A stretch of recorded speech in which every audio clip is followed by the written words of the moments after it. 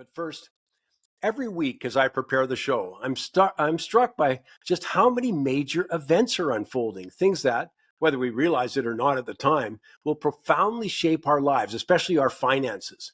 And more to the point, how many of the problems/challenges are self-inflicted. Of course, the impact is already being felt by 2 million Canadians who are visiting food banks monthly, or the 57% who, according to a recent Harrison Company survey, say they can't afford to make ends meet. With over 61% of Canadians say they're in worse financial shape than they were before the pandemic. Unfortunately, the reality that things are likely to get worse seems to increase unless you personally take steps to prepare financially.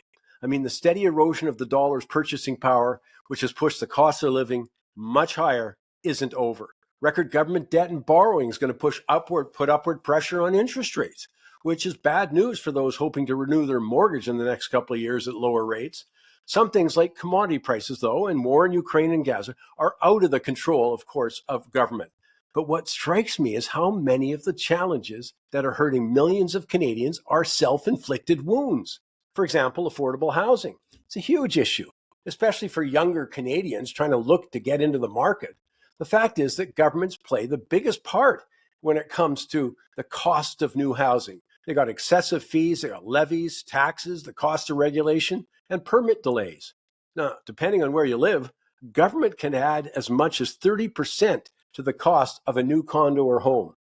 And when it comes to rent, well, the impact of the huge increase in immigration and temporary visas has been profound. Think about this. It's estimated that in the 4 years, July 1st, 2021 to June 30th this year, 1.7 million immigrants came into Canada. Another 2.3 million plus arrived on temporary visas.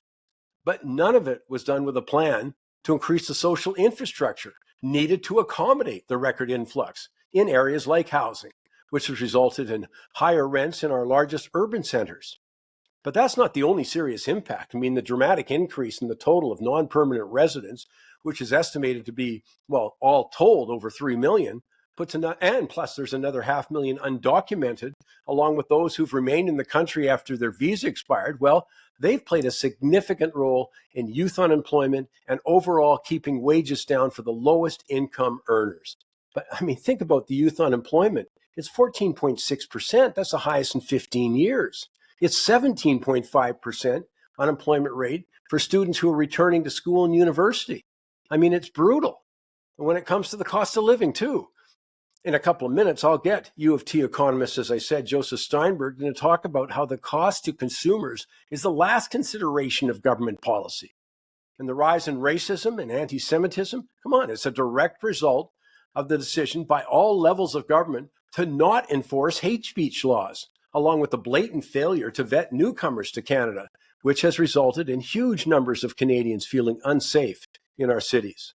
And when it comes to healthcare, well, governments have refused to make meaningful changes despite the significant closures of emergency rooms, the wait times that have seen literally tens of thousands of people die waiting for a diagnostic scan or surgery. I mean, it remains underappreciated, by the way, that Canada's specialist wait times, you get a regular doctor, gets to a specialist, well, they're among the longest in the developed world and are not incidental, but an intentional measure to restrain healthcare spending. And finally, economic growth and job creation, well, they've all suffered from the decline in capital investment. That's a direct result of an uncompetitive, unwelcoming tax and regulatory regime that has seen capital go elsewhere, even during the elbows up mania. You know, at some point, more people, are at least going to make the connection between government action and the results. And for some, it's already too late.